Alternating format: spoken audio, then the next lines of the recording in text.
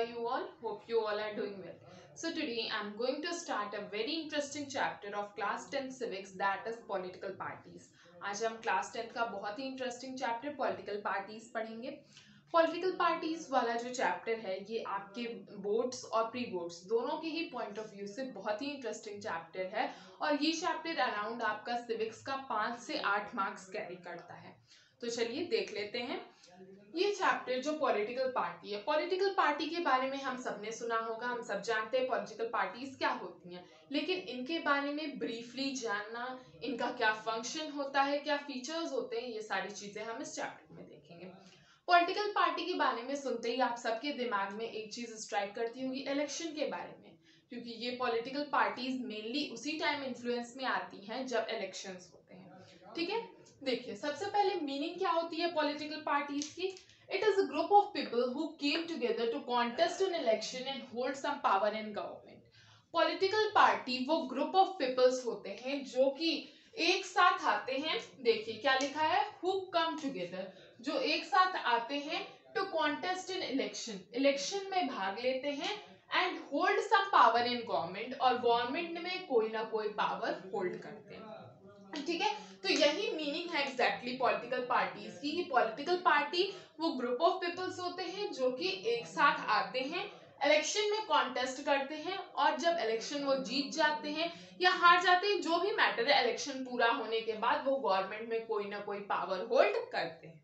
ठीक है, अब देखिए जब भी इलेक्शन होता है, इलेक्शन में एक पार्टी वो होती है जो जीतती है और बाद में वही रूलिंग पार्टी बनती है, जबकि दूसरी पार्टी वो होती है जिसको मेजॉरिटी ऑफ सीट्स तो मिलती है लेकिन उसकी गवर्नमेंट नहीं फॉर्म होती है. क्यों नहीं फॉर्म होती है, देखिए कभी भी अगर कहीं मान लीजिए किसी कंट्री में इलेक्शन हो रहा है, वहां टोटल 500 सीट्स हैं. ठीक है, 500 टोटल सीट्स हैं, तो कोई भी पार्टी अगर जिसको विन करना है, जिसको रूल करना है कंट्री पर, उसको एटलीस्ट इसकी हाफ सीट्स चाहिए होंगी. हाफ यानी कि 250 सीट्स. ठीक है, 250 सीट्स कंपलसरी है उसको गवर्नमेंट बनाने के लिए. अगर कोई पार्टी ये 250 सीट्स नहीं ले पाती है, ठीक है, जिसने 250 सीट्स ली वो तो गवर्नमेंट बनाएगी, और जो पार्टी ये 250 सीट्स नहीं पा पाती है, जस्ट हाफ सीट्स नहीं पा पाती है, लेकिन इसके अराउंड में कुछ नंबर, मान लीजिए उसको 200 सीट्स मिल गई, ठीक है, या फिर 150 सीट्स मिल गई, तो वो पार्टी जो रूलिंग पार्टी के बाद की मैक्सिमम सीट्स वाली पार्टी होती है, वो as a opposition role play करती है. तो कभी भी जब भी इलेक्शन होता है तो दो मेन रिजल्ट्स आते हैं, एक रूलिंग पार्टी का जो पार्टी विन करती है, और दूसरी वो पार्टी जिसको as a opposition role play करना है. चलिए ये तो मीनिंग हो गई पॉलिटिकल पार्टी की. अब हम कुछ फंक्शंस देख लेते हैं. देखिए फंक्शंस कहे, फीचर्स कहे या कैरेक्टरिस्टिक्स कहे, इन तीनों का आंसर आपको यही लिखना है. अगर आपके एग्जाम में पूछा जाता है कि what is the feature of political party, what are the functions of political party, या what are the characteristics of political party, इस सब का आंसर यही है. ठीक है, तो सबसे पहले आप आंसर में मीनिंग लिखेंगे पॉलिटिकल पार्टी की, उसके बाद ये फंक्शंस लिखेंगे. अगर आपका क्वेश्चन ज्यादा डिस्क्राइब करने को कहा है तो आप इन पॉइंट्स को कुछ डिस्क्राइब भी करेंगे, अदरवाइज ये पॉइंट्स अपने में सेल्फ सफिशिएंट है. चलिए फंक्शंस देख लेते हैं. सबसे पहला फंक्शन जो पॉलिटिकल पार्टी का है वो है टू कॉन्टेस्ट इन इलेक्शन. कोई भी पॉलिटिकल पार्टी का मेन फंक्शन क्या होता है, कॉन्टेस्ट इन इलेक्शन, इलेक्शन में भाग लेना किसी भी पॉलिटिकल पार्टी का मेन फंक्शन होता है. ठीक है, पॉलिटिकल पार्टीज इलेक्शन में भाग लेंगी. ठीक है, parties put forward different policies and programmes. Parties देखिए आपने इलेक्शन से पहले रैलीज होते हुए देखा होगा. ये रैलीज क्यों होती हैं, और अगर अभी कभी आपने इन पार्टीज की रैली को अटेंड किया होगा तो उसमें वो लोग मेन क्या बातें करते हैं. तो जो भी लीडर्स होते हैं वो अपनी स्पीच में क्या बताते हैं, अलग अलग तरह की पॉलिसीज और प्रोग्राम्स के बारे में बताते हैं. एक्चुअली वो लोग प्रॉमिसेस करते हैं कि अगर हमारी सरकार आई, अगर हमारी गवर्नमेंट विन की, हमने रूल किया कंट्री पे, तो हम लोग क्या क्या नए फीचर्स, क्या क्या नई पॉलिसीज, प्रोग्राम्स कंट्री में लॉन्च करेंगे, इस बारे में वो लोग प्रॉमिसेस करते हैं. और जब गवर्नमेंट उनकी बन जाती है तो कुछ लोग उन प्रॉमिसेस को पूरा करते हैं और कुछ नहीं भी करते हैं. ये डिपेंड करता है उनके वर्क पे. बट मेन फीचर क्या है पॉलिटिकल पार्टीज का, कि वो लोग अलग अलग तरह की पॉलिसीज और प्रोग्राम्स को लोगों के सामने, सिटीजन्स के सामने रखती हैं. ठीक है। फिर थर्ड रोल क्या है, plays a decisive role in law making process of the country. Political parties country के लॉ मेकिंग प्रोसेस में भी एक बहुत ही इंपॉर्टेंट रोल प्ले करती हैं। कैसे रोल प्ले करती हैं, देखिए कोई भी लॉ कब बनता है हमारी कंट्री में, अगर इंडिया की हम बात करें, इंडिया का सबसे अच्छा एग्जांपल है, हम लेते हैं, उसको समझना इजी होगा। देखिए इंडिया में कोई भी लॉ कब बनता है, जब कोई लॉ, कोई भी प्रपोजल जब पास किया जाता है, प्रपोजल जो भी मिनिस्ट्री है वो प्रपोजल अपना देती है, ठीक है। उस प्रपोजल के आने के बाद उस प्रपोजल को सबसे पहले पार्लियामेंट के दोनों हाउसेस यानी कि राज्यसभा और लोकसभा दोनों में ही 2/3 बहुमत यानी कि 2/3 बहुमत से उस बिल को पास होना होता है। 2/3 वोट्स उस जो पर्टिकुलर पॉलिसी है, जो पर्टिकुलर प्रोग्राम है, उसको चाहिए होते हैं। मान लीजिए एक राज्यसभा में उसे 2/3 वोट्स मिल गए, फिर लोकसभा में उसे 2/3 वोट्स मिल गए। ये 2/3 वोट्स देता कौन है, राज्यसभा और लोकसभा के मेंबर्स। राज्यसभा और लोकसभा के मेंबर्स कौन होते हैं, एमपीज और एमएलएज, ठीक है। यही एमपीज और एमएलएज जो होते हैं, यही उन प्रोग्राम्स का, उन पॉलिसीज का एनालिसिस करते हैं। अगर उन्हें वो चीज अच्छी लगती है तो वो उसको वोट करते हैं और उसी के बाद वो पर्टिकुलर लॉ कंट्री के लिए इम्प्लीमेंट होता है, ठीक है। तो पहला स्टेप क्या हो गया, लोकसभा और राज्यसभा दोनों में 2/3 वोट्स चाहिए। कितने वोट्स चाहिए, 2/3 वोट्स। टोटल वोट्स के 2/3 वोट्स अगर किसी भी पॉलिसी या प्रोग्राम को राज्यसभा और लोकसभा में मिलते हैं, राज्यसभा और लोकसभा में वोट कौन करता है, एमपीज और एमएलएज। देखिए एक लाइन आपने और सुनी होगी कि लॉ मेकिंग में कंट्री के सभी सिटीजन्स पार्टिसिपेट करते हैं। ये कैसे पॉसिबल है, अभी तो मैंने बताया कि एमपीज और एमएलएज वोट करते हैं। कैसे वोट करते हैं, ये एमपीज और एमएलएज को भी तो आखिरकार अगर हम देखें तो इन एमपीज और एमएलएज को भी हमने ही अपॉइंट किया है, हम वोट देते हैं तभी ये एमपीज और एमएलएज बनते हैं। तो जो भी पर्सन हमें अच्छा लगता है, जिसकी भी पॉलिसीज प्रोग्राम्स हमें पसंद आते हैं, हम उसी को इस पोजीशन पर अपॉइंट करते हैं, उसी को इलेक्शन में विन कराते हैं। तो जो भी डिसीजन ये पर्सन लेगा वो हमारे ही बेनिफिट में लेगा, क्योंकि हमने उसे अपॉइंट किया है। तो एक तरह से देखा जाए तो कंट्री के लॉ मेकिंग प्रोसेस में डायरेक्टली या इनडायरेक्टली सभी सिटीजन्स का पार्टिसिपेशन होता है, ठीक है। तो रूल कैसे इंप्लीमेंट होगा, 2/3 वोट्स मिलेंगे राज्यसभा और लोकसभा से, और लास्ट स्टेप जो होता है वो प्रेसिडेंट के पास, वोट्स मिलने के बाद कंट्री का प्रेसिडेंट उस पर्टिकुलर पॉलिसी या उस पर्टिकुलर लॉ को कंट्री में इंप्लीमेंट करने का ऑर्डर देता है, ठीक है। ये हो गया, तीन हमने फंक्शन देखनी है। अब चौथा फंक्शन क्या है, parties form and run government. जो भी पार्टी इलेक्शन में जीतती है वो सरकार बनाती है, गवर्नमेंट फॉर्म करती है और उसके बाद उसको चलाती है। ये दोनों काम कौन करता है, वही पॉलिटिकल पार्टी करती है जो कि इलेक्शन में जीतती है। फिर है plays role as opposition parties, political party as a opposition भी रोल प्ले करती है। मैंने आपको बताया जो पार्टी विन नहीं कर पाती है लेकिन फिर भी उसे मैक्सिमम नंबर ऑफ सीट्स मिलती हैं। देखिए एक तरह से देखा जाए, अगर हम किसी रेस का एग्जांपल लें, रेस में पोजीशन पाने वाले कौन लोग होते हैं, मान लीजिए रेस में 3 लोग जीतते हैं, फर्स्ट, सेकेंड और थर्ड। 3 पोजीशंस आती हैं, फर्स्ट आने वाले को मेडल मिलता है, ठीक है, फर्स्ट आने वाला तो विनर ही है। लेकिन जो सेकंड आता है वो भी तो जीता, वो जीता लेकिन उसकी फर्स्ट पोजीशन नहीं आई। इसी तरीके से देखा जाए, पार्टीज को भी देखा जाए, इलेक्शन में सभी पार्टीज ने कॉन्टेस्ट किया, फर्स्ट, सेकंड और थर्ड पोजीशंस पे कुछ पार्टीज आए। फर्स्ट पोजीशन वाले को तो मैक्सिमम नंबर मिले थे, वो फर्स्ट आया, उसने गवर्नमेंट बना ली। लेकिन जो सेकंड और थर्ड पोजीशन पे पार्टीज आई, सेकंड, थर्ड या और बची हुई जो भी पार्टीज जिनका और मैक्सिमम नंबर ऑफ सीट्स जिन्हें मिली हैं, वो सब उनका क्या फंक्शन है, तो वो as a opposition role play करेंगी। ऐसा नहीं है कि 5 साल के लिए वो पार्टीज फ्री हो गई, नहीं, उन्होंने भी तो कुछ सीट्स एक्वायर की हैं, कुछ सीट उन्होंने भी जीती हैं, तो उन सीट्स पर वो रह करके as a opposition role play करती हैं। ऑपोजिशन का वर्क क्या होता है, देखिए ऑपोजिशन का मेन वर्क होता है कि वो गवर्नमेंट के द्वारा बनाए हुए लॉज का एनालिसिस करती है। जो पार्टी फर्स्ट आई उसने गवर्नमेंट बना ली, ठीक है, अब गवर्नमेंट बन गई तो गवर्नमेंट की पॉलिसीज प्रोग्राम्स भी वो बनाएगी और उन्हीं पॉलिसीज और प्रोग्राम्स का एनालिसिस करने का काम ये ऑपोजिशन करता है। ऑपोजिशन क्या करता है, उन लॉज को पूरी तरीके से एनालाइज करेगा, पॉलिसीज को देखेगा, और अगर उसमें कोई भी मिस्टेक दिखती है तो वो उसको क्रिटिसिज्म करेगा। ठीक है, क्रिटिसिज्म करने का वर्क कौन करता है, ऑपोजिशन करता है। और वो क्रिटिसिज्म कब करेंगे, जब उसमें कोई गलती मिलेगी। तो देखा जाए तो अगर लॉज में या फिर डिसीजन मेकिंग में कोई गलती है तो उसकी तरफ अट्रैक्ट कौन करता है, यही ऑपोजिशन करता है। ठीक है, फिर देखिए नेक्स्ट पॉइंट क्या है, मोल्ड्स पब्लिक ओपिनियन। हमने टोटल अभी तक 1 2 3 4 और ये 5 पॉइंट्स हमने डिस्कस कर लिए हैं।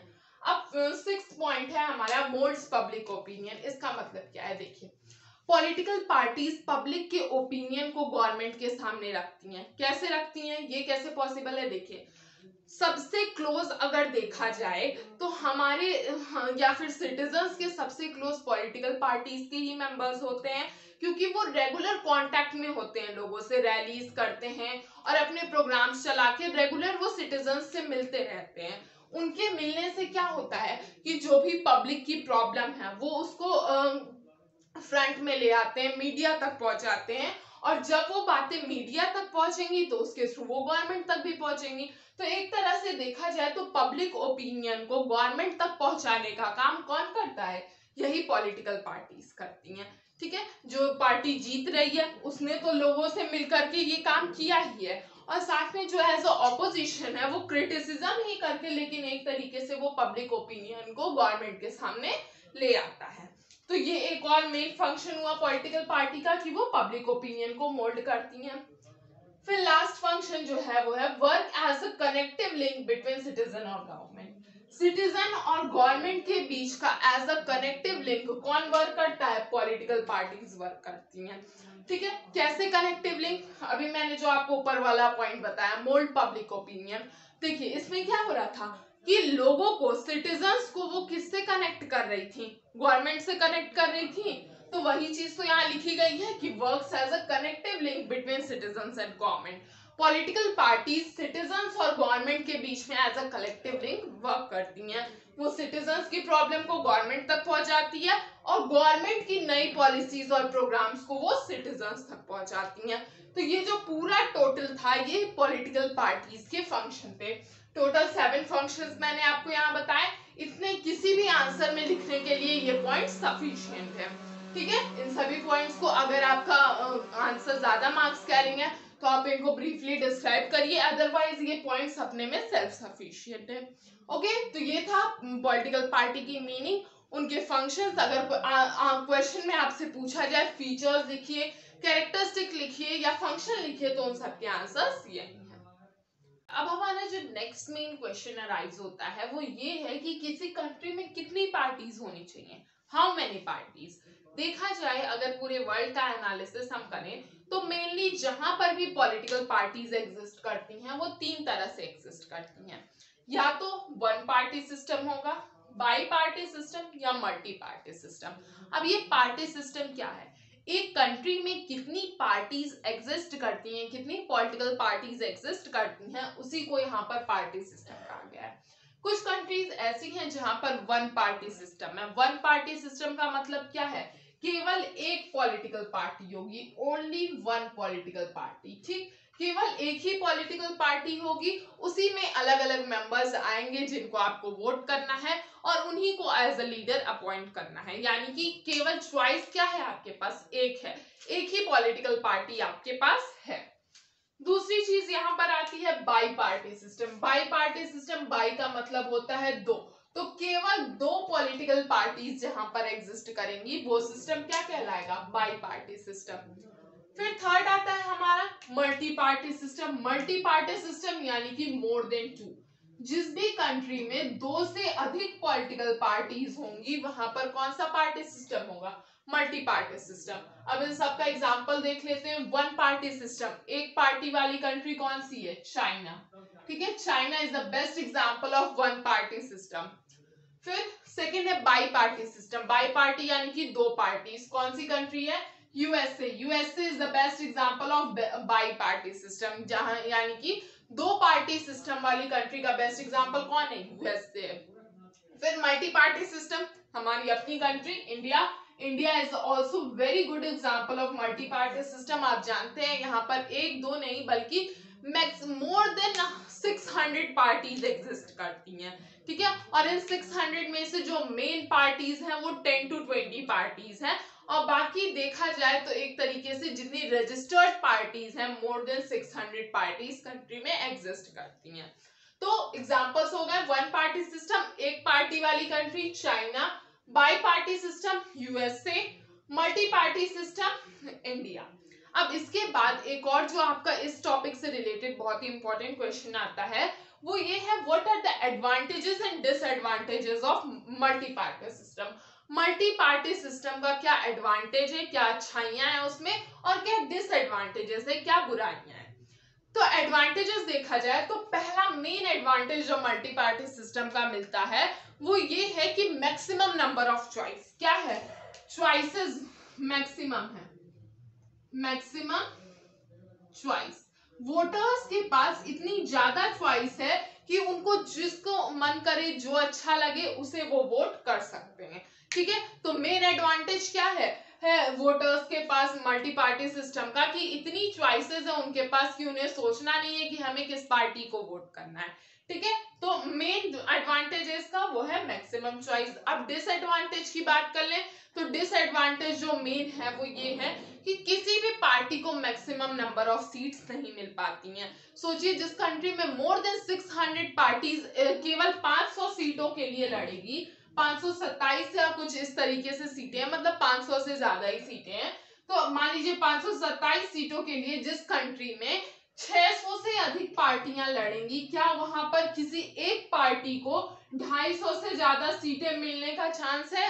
नहीं है। तो यहाँ पर मेन प्रॉब्लम जो है वो ये आ जाती है कि किसी भी पार्टी को मैक्सिमम नंबर ऑफ सीट यानी कि जिसको बहुमत कहते हैं, पूर्ण बहुमत किसी भी पार्टी को नहीं मिल पाती है। सभी पार्टीज सब यहाँ पर, अब मेन क्वेश्चन ये अराइज होता है, आप हमसे पूछ सकते हैं कि अगर यहाँ पर सभी पार्टीज को मैक्सिमम नंबर ऑफ सीट्स नहीं मिल रही है किसी भी पार्टी को, तो गवर्नमेंट कैसे फॉर्म होगी? क्योंकि अभी मैंने स्टार्टिंग में आपको बताया कि केवल आधी सीट्स जिस पार्टी को मिलती है वही गवर्नमेंट फॉर्म करती है। इस प्रॉब्लम का सॉल्यूशन है वो क्या है, वो है कोलिशन गवर्नमेंट का। कोलिशन गवर्नमेंट क्या होती है? कोलिशन गवर्नमेंट जब किसी एक पार्टी को जब पूर्ण बहुमत नहीं मिल पाती है, उस कंडीशन में ढेर सारी पार्टीज एक साथ मिल करके सरकार बनाती हैं, गवर्नमेंट फॉर्म करती हैं, और यही गवर्नमेंट जो मिली जुली सरकार बनती है या फिर आपने सुना होगा गठबंधन की जो सरकार बनती है वही कोलिशन गवर्नमेंट कहलाती है। एक बार फिर से अगर हम इंग्लिश में देखें इसकी definition, so when one party doesn't get maximum number of seats या फिर total number of seats required, then two or more parties get aligned या get collated to form government, and this type of government is known as coalition government, ठीक है। ऐसे case जब एक party को पूर्ण बहुमत नहीं मिल पाती है तो उस केस में ढेर सारी पार्टीज एक साथ मिलकर के गवर्नमेंट बनाती हैं, और उस तरह की गवर्नमेंट को हम कोलिशन गवर्नमेंट कहते हैं, ठीक है। इंडिया जैसी कंट्री में देखा जाए जहां पर 600 से अधिक पार्टीज हैं, तो ऑलमोस्ट जब भी सरकार यहां बनती है तो कोलिशन गवर्नमेंट ही बनती है। अब कोलिशन गवर्नमेंट में ये तो अच्छी बात हो गई, चलिए तब तो कोई डिसएडवांटेज ही नहीं रह गया पॉलिटिकल पार्टीज का, क्योंकि हमारे पास उस प्रॉब्लम का सॉल्यूशन भी है कोलिशन गवर्नमेंट। लेकिन अगर ये सॉल्यूशन अच्छा है, अगर कोलिशन गवर्नमेंट एक एडवांटेज है, तो इसी कोलिशन गवर्नमेंट का एक डिसएडवांटेज भी है कि ये कोलिशन गवर्नमेंट स्टेबल नहीं रहती है, ठीक है। ये कोलिशन गवर्नमेंट जो है ये ऑफनली अनस्टेबल होती है। अनस्टेबल का मतलब क्या है कि ये जो सरकार जब भी बनती है कोलिशन गवर्नमेंट, इसमें कोई ना कोई प्रॉब्लम हमेशा होती है, या तो पार्टी में आपस में बहुत प्रॉब्लम्स चलती हैं पोजीशन को लेकर के। जब दो या दो से अधिक पार्टीज हैं तो सभी चाहेंगी कि हमने जब सरकार एक साथ मिलकर बनाई है तो हमें उसी हिसाब से गवर्नमेंट में पोजीशन भी मिले। तो कभी पोजीशन को लेकर के, कभी सैलरी को लेकर के, इन सारी चीजों को लेकर के पार्टी के अंदर ही बहुत अनस्टेबिलिटी दिखती है, जिसकी वजह से कोलिशन गवर्नमेंट भी अनस्टेबल रहती है। तो ये सारा देखा जाए तो कितनी पार्टीज होनी चाहिए वो चीजें मैंने आपको बताई, और उसके बाद मल्टी पार्टी सिस्टम इंडिया का देखें तो उसका एडवांटेज और डिसएडवांटेज भी मैंने आपको बताया। अब हम क्या देखेंगे कि किसी कंट्री में कितनी पार्टीज एक्सिस्ट, इंडिया की बात करें तो वहां पर कितनी पार्टीज हैं और उन पार्टीज का क्लासिफिकेशन कैसे किया गया है। तो इंडिया की अगर हम बात करें तो इंडिया में दो तरह की पार्टीज हैं, नेशनल पार्टीज और रीजनल पार्टीज। कौन कौन सी दो पार्टीज हैं, एक मिनट देख लेते हैं। देखिए इंडिया की अगर हम बात करें, इंडिया में दो तरह की पार्टीज एग्जिस्ट करती हैं, नेशनल पार्टीज और रीजनल पार्टीज। ठीक है, नेशनल पार्टीज और रीजनल पार्टीज। अब ये नेशनल और रीजनल का मतलब क्या हुआ, देखिए जो पार्टीज नेशनल लेवल पर वर्क करती हैं वो नेशनल पार्टीज हुई, और इनकी क्राइटेरिया क्या है कि ऐसी पार्टीज, देखिए इन पार्टीज को नेशनल और रीजनल में क्लासिफाई किसने किया, इलेक्शन कमीशन ने। इनको कौन देखता है, इनकी फंक्शनिंग, इलेक्शन कमीशन इनकी फंक्शनिंग को डिवाइड करता है, कौन सी पार्टी नेशनल है, कौन सी पार्टी रीजनल है, किस पार्टी को कितना फंड देना है, ये सारी चीजें हैंडल करने का काम इलेक्शन कमीशन करता है। ठीक है, अब कौन सी पार्टी नेशनल हो सकती है, क्या क्राइटेरिया डिसाइडेड है किसी पार्टी के नेशनल या रीजनल होने की, तो जो पार्टी एटलीस्ट 6 सीट्स लोकसभा के इलेक्शन में पाती है और एटलीस्ट 6 सीट्स वो पाती है और कम से कम कई बार वो इलेक्शन में अपीयर होती है, तो उसे as a national party recognise किया जाता है। जबकि रीजनल पार्टी की बात करें तो राज्यसभा के इलेक्शन में जो पार्टी 5 या 6 सीटें पा लेती है उसे as a regional party recognise कर दिया जाता है। ठीक है, तो ये दोनों क्या है, नेशनल पार्टीज और रीजनल पार्टी। अब हम नेशनल पार्टी का एग्जांपल देखें तो हमारी कंट्री में देखिए एग्जांपल्स देखिए, कंट्री लेवल की बात करें तो आईएनसी, इंडियन नेशनल कांग्रेस, जिसको हम कॉमनली कांग्रेस के नाम से जानते हैं। ठीक है, दूसरी पार्टी हमारे पास आती है बीजेपी, भारतीय जनता पार्टी।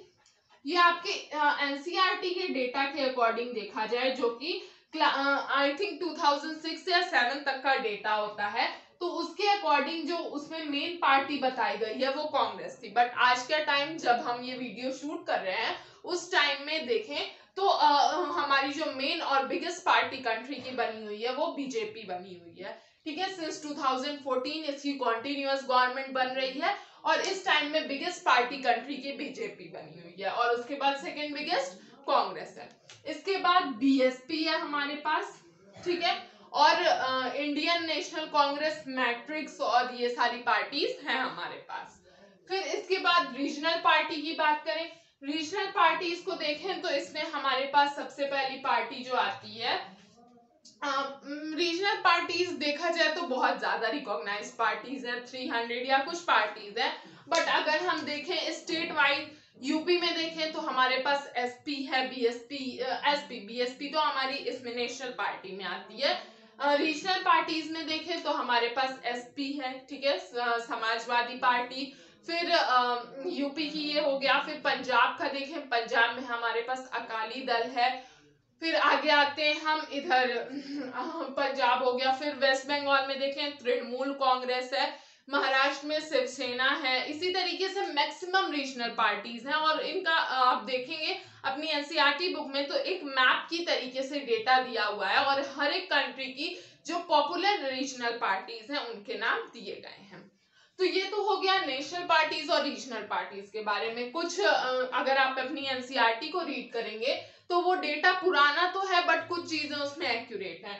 जैसे ये पार्टीज किस चीजों को सपोर्ट करती है, कांग्रेस की बात करें, कांग्रेस जो है वो सेक्युलरिज्म को सपोर्ट करती है और डेमोक्रेटिक कंट्री में बिलीव करती है। जबकि बीजेपी की बात करें, बीजेपी का भी यही है, सेक्युलरिज्म को सपोर्ट करती है, डेमोक्रेसी को सपोर्ट करती है और हिंदुत्व को भी ये पार्टी सपोर्ट करती है। जबकि बीएसपी की बात करें, बीएसपी क्या करती है, बीएसपी माइनॉरिटी के ज्यादा उसमें रहती है कि माइनॉरिटी को ज्यादा से ज्यादा सपोर्ट मिले, ज्यादा बढ़ावा मिले। तो ये कुछ नेशनल पार्टीज हुई और इनकी आइडियोलॉजी, मेन आइडियोलॉजी यही होती है कि उन पार्टीज की थिंकिंग क्या है, उनका मेन मोटो क्या है। ठीक है, तो ये कि हमारे इंडिया में एग्जिस्ट करने वाली दो तरह की पार्टीज है, नेशनल पार्टीज और रीजनल पार्टीज। अब हमारे पास जो नेक्स्ट टॉपिक आता है एनसीईआरटी के अकॉर्डिंग, वो ये है कि प्रॉब्लम्स क्या है, पार्टीज की प्रॉब्लम्स क्या है। ठीक है, जिसको लिखा गया है चैलेंजेस ऑफ पॉलिटिकल पार्टीज। ठीक है, पॉलिटिकल पार्टीज के क्या क्या चैलेंजेस हैं, मतलब किसी भी पॉलिटिकल पार्टी को क्या क्या प्रॉब्लम्स फेस करनी पड़ती हैं, ये सारी चीजें इस टॉपिक में बताई गई हैं। तो पहला मेन प्रॉब्लम या पहला मेन चैलेंज जो पॉलिटिकल पार्टीज के सामने आता है वो ये है lack of internal democracy.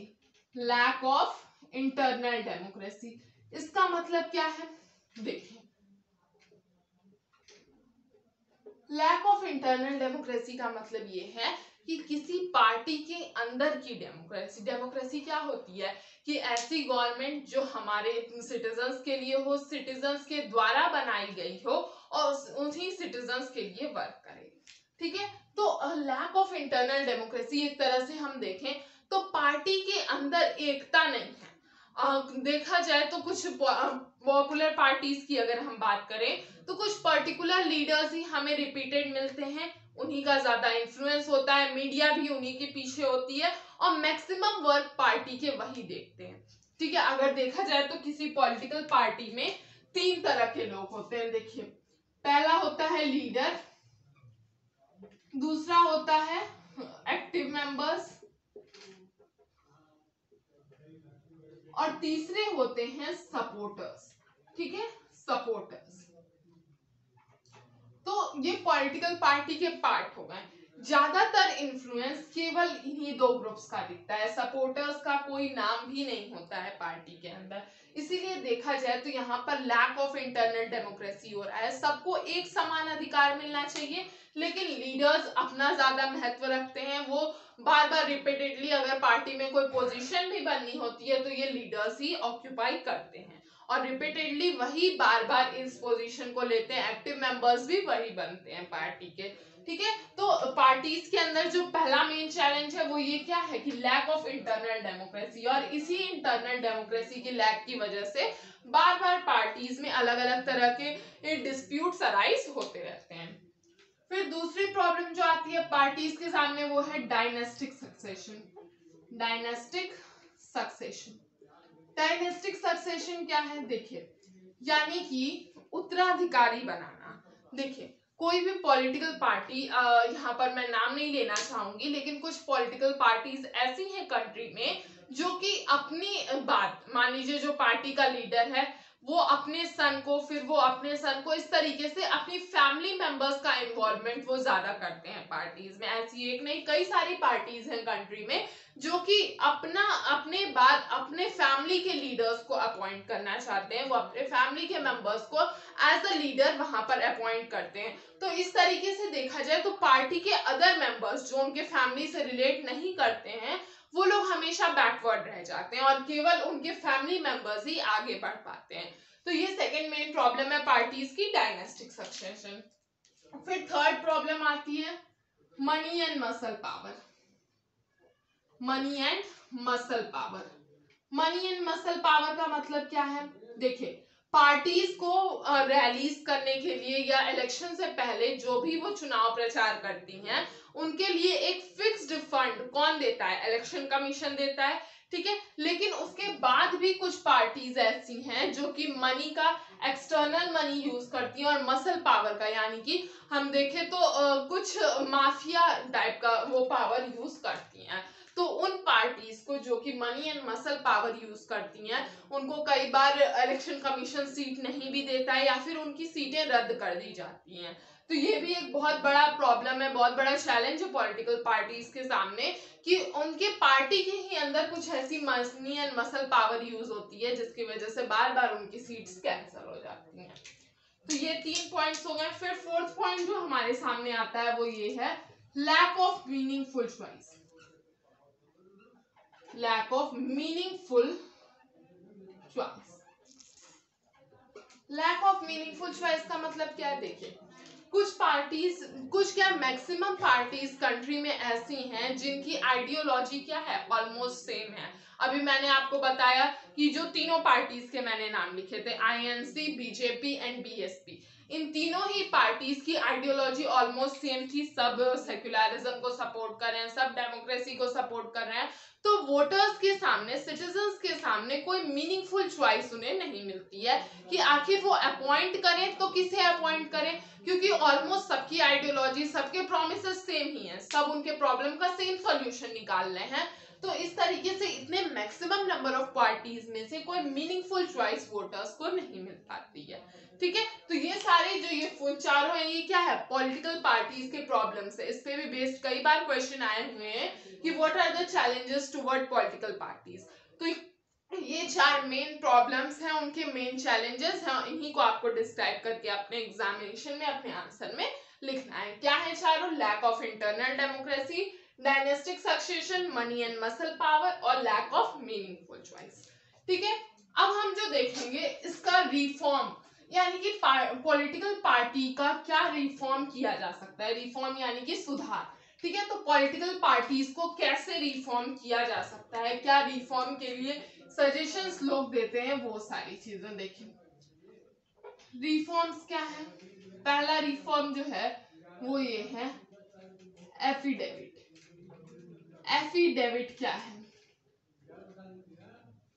Affidavit का मतलब क्या होता है कि जो भी पर्सन, जो भी पर्टिकुलर लीडर इलेक्शन में कॉन्टेस्ट करने जा रहा है, पार्टिसिपेट करने जा रहा है, उसको अपने टोटल प्रॉपर्टी के बारे में, जितनी प्रॉपर्टी है उसके पास, क्या रिलेशंस है उसके, क्या उसके ऊपर कोई क्रिमिनल केस पेंडिंग है, क्या एजुकेशन है इसकी, वो ये सारी चीजों का डेटा उसे इलेक्शन कमीशन में सबमिट करना होता है, और उसके बाद ही उसे तब जाकर के उसे इलेक्शन में सीट मिल सकती है, या seat, I mean to say that उसे तभी इलेक्शन कमीशन टिकट देगा जब वो एफिडेविट देगा। एफिडेविट क्या है? अपनी पूरी लाइफ का उसने आज तक क्या क्या काम किए हैं, उसके किन लोगों से संपर्क है, फिर उसके बाद से उसकी क्या एजुकेशन है, क्या उसके ऊपर कोई क्रिमिनल केस पेंडिंग है, ये सारी चीजों का डेटा वो इलेक्शन कमीशन में जमा करेगा, उसके बाद ही उसे टिकट मिल पाएगा। ऐसा क्यों किया जाता है? एफिडेविट लेने का मेन रीजन क्या है? मनी एंड मसल पावर, जो अभी चैलेंजेस में था हमारे,